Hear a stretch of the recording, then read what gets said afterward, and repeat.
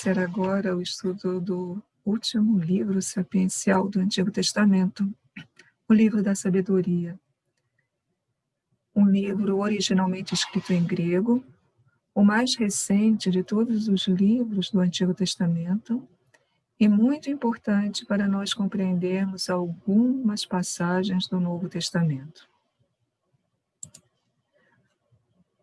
O livro da Sabedoria indica alguns pontos que nos ajudam a perceber onde ele foi escrito e em que época foi escrito.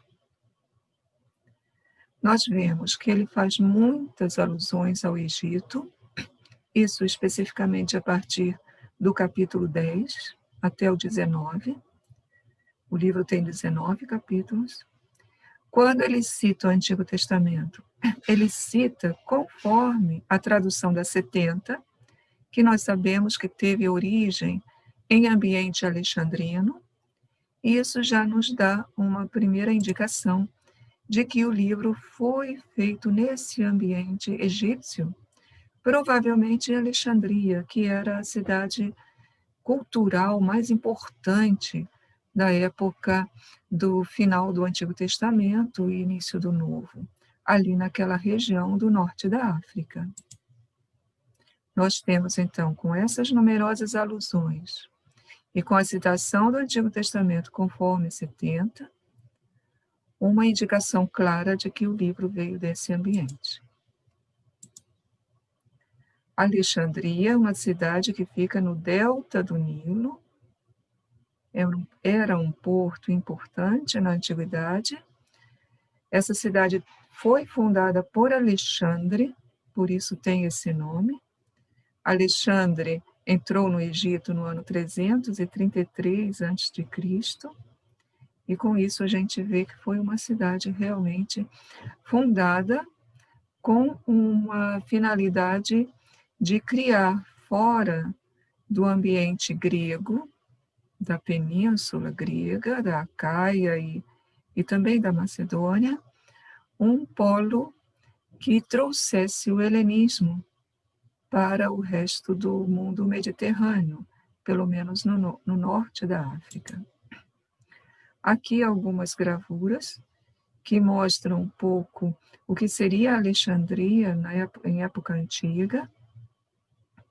Do lado esquerdo, nós vemos ali uma reconstrução do que seria o porto de Alexandria, com o grande farol, que foi uma das maravilhas do mundo antigo. Esse farol era muito importante porque o mar nessa região é muito traiçoeiro. Hoje ainda podem ser vistos resquícios de muitos navios que naufragaram nessa região aqui, e por isso a importância de ter esse farol, né, que era muito alto e alcançava longe, portanto, a sua luz, de longe ela poderia ser vista e servir assim como orientação para os navegantes, a fim de evitar acidentes. Nós temos aqui a planta baixa da antiga Alexandria, o que mostra o seu planejamento, como ela foi uma cidade feita exatamente por Alexandre, né, com uma finalidade de ser uma grande cidade. Aqui do lado direito nós temos a entrada de um túmulo na cidade de Alexandria, são escavações que foram feitas recentemente, e com isso se pode ver aqui o que interessa nessa gravura, a riqueza daquela cidade, um túmulo com essas colunas, com esses ornamentos todos, isso mostra que havia gente muito benestante ali, rica, né? E finalmente aqui, na parte inferior, nós temos algumas fotos mais recentes da Alexandria atual, uma grande cidade.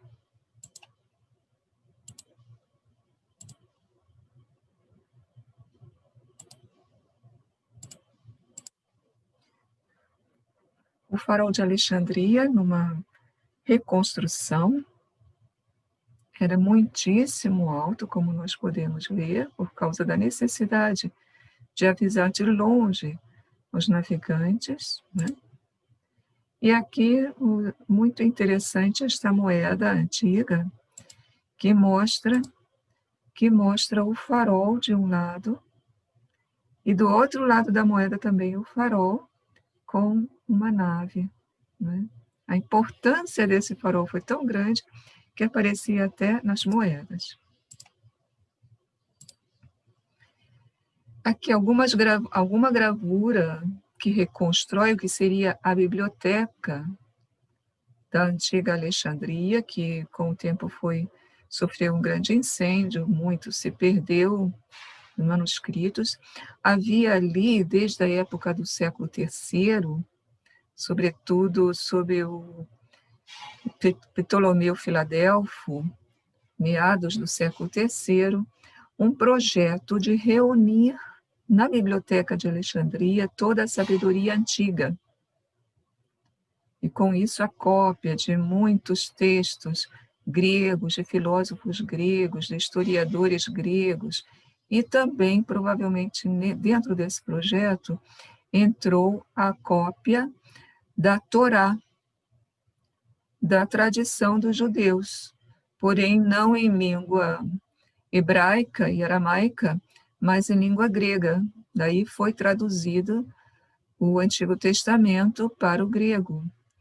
Uma das finalidades, pelo menos, parece ter sido integrar também essa biblioteca para reunir a sabedoria antiga. Aqui nós temos um códice grego, né? E embaixo nós temos um fragmento da Septuaginta, provável Septuaginta antiga, talvez não a primeiríssima, mas cópia muito antiga da Septuaginta. Para precisarmos melhor a época, já que consideramos aqui como certo que foi feito o livro no Egito, ou seja, fora da Terra Santa, a época nós temos, sobretudo, como argumento, o uso de 3 termos gregos importantes. O primeiro termo é culto, que aparece aqui nessas 2 passagens. A ambição do artista, aqui é o artista que faz ídolos, promoveu esse culto, o culto idolátrico, atraindo mesmo os que não o conheciam. O culto aos ídolos inomináveis é princípio, causa e fim de todo mal. Nós temos, portanto, aqui um termo grego, treskeia, significa culto. Esse termo é um termo muito recente no uso da língua grega. Vamos ver já qual é a época dele. Um outro termo que nos ajuda a datar a época do livro é o termo sebasma, que significa objeto de adoração. A multidão atraída pelo encanto da obra, a obra do ídolo, né, a obra do artesão que fez o ídolo, considera agora objeto de adoração a quem antes honravam apenas como homem. Imagens de pessoas humanas, né, que eram adoradas. O homem que os fez é melhor do que os objetos que adora. Ele pelo menos teve vida, eles jamais. Então, objeto de adoração, objetos que adoram, o mesmo termo, sebasma. Em terceiro lugar, nós temos o domínio nos vem do Senhor, crátesis, termo grego, que examinará vossas obras e perscrutará vossos desejos. O termo crátesis aparece aqui em Sabedoria 6:3. Então, nós temos treskeia, sebasma, crátesis. Esses 3 termos são encontrados a partir da época de. Augusto iniciou o seu domínio a partir do ano 30 antes de Cristo. Então, é bem provável que o livro da sabedoria venha de uma época um pouco posterior ou em torno ao ano 30. Sabemos que há termos que são específicos de uma determinada época, não é? Que não são usados em outras épocas. Nós temos isso também aqui atualmente.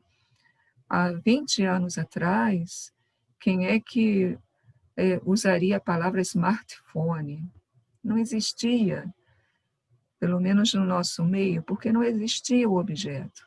Então, esse termo nos ajuda a datar a época, pelo menos de modo assim aproximativo. O mesmo ocorre aqui com esses três termos gregos. Além disso, confirmando essa época de Augusto, né, a partir do ano 30 a.C., nós temos essa passagem de Sabedoria 14, onde são criticados os pagãos. E aí diz o texto: não lhes bastou apenas,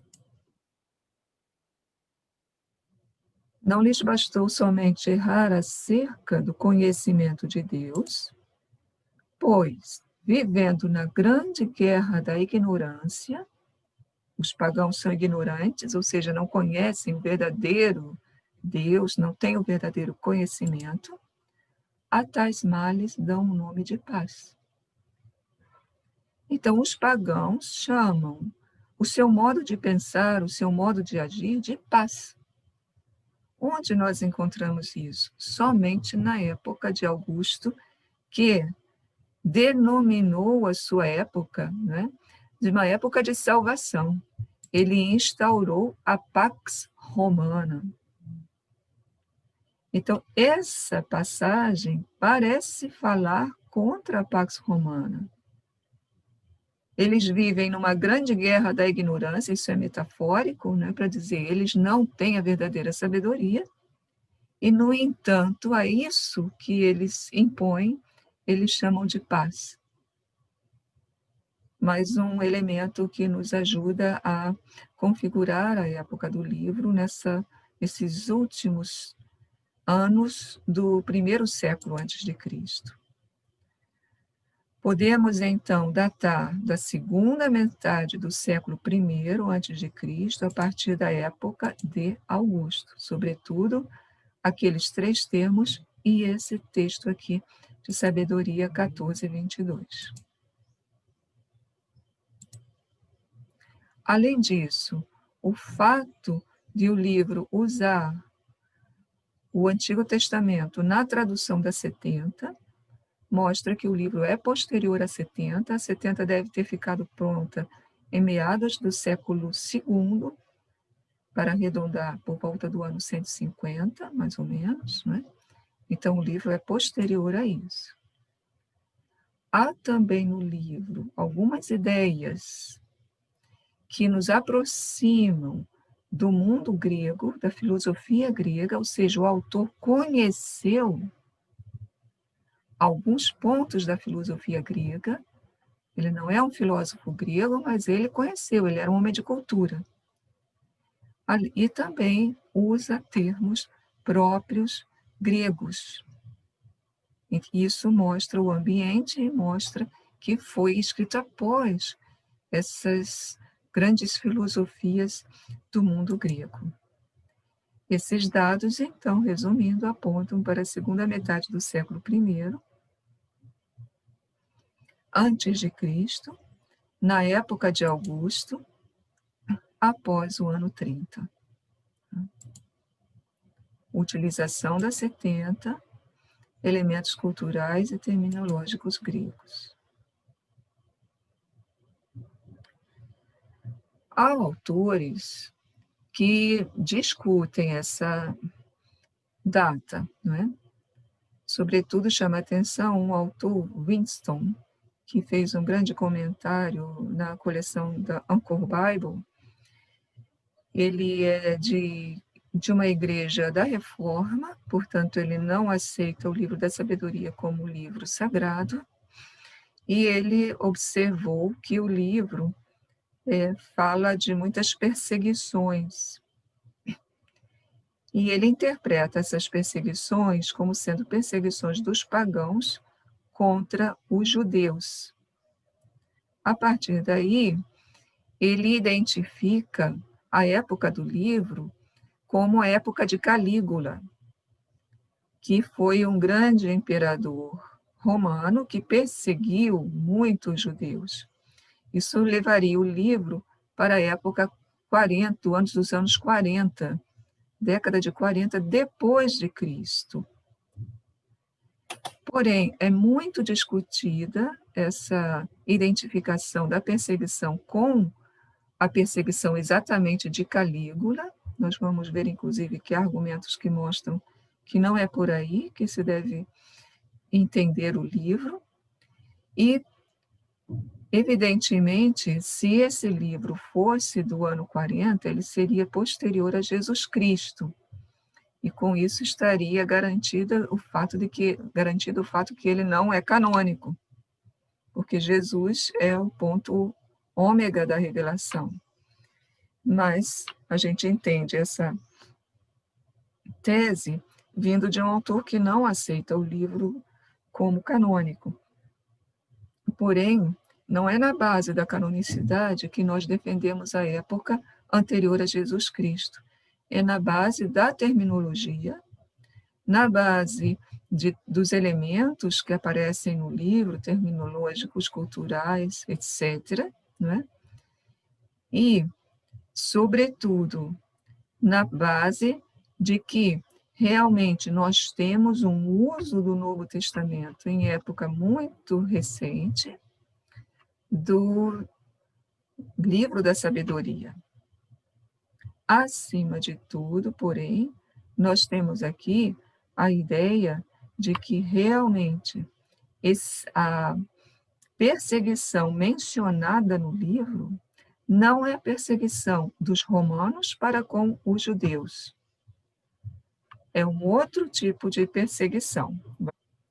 Então, essa questão de quem é o perseguidor, quem é o perseguido, é fundamental para nós entendermos que o livro se coloca realmente nos finais do primeiro século antes de Cristo. No máximo, nos primeiros anos da época cristã. O reinado de Augusto vai de 30 a.C. até 14 depois de Cristo. Entraria nessa época o livro da sabedoria. É sobretudo na base da identificação de quem está perseguido que nós podemos descartar essa data tardia para a elaboração do livro da sabedoria.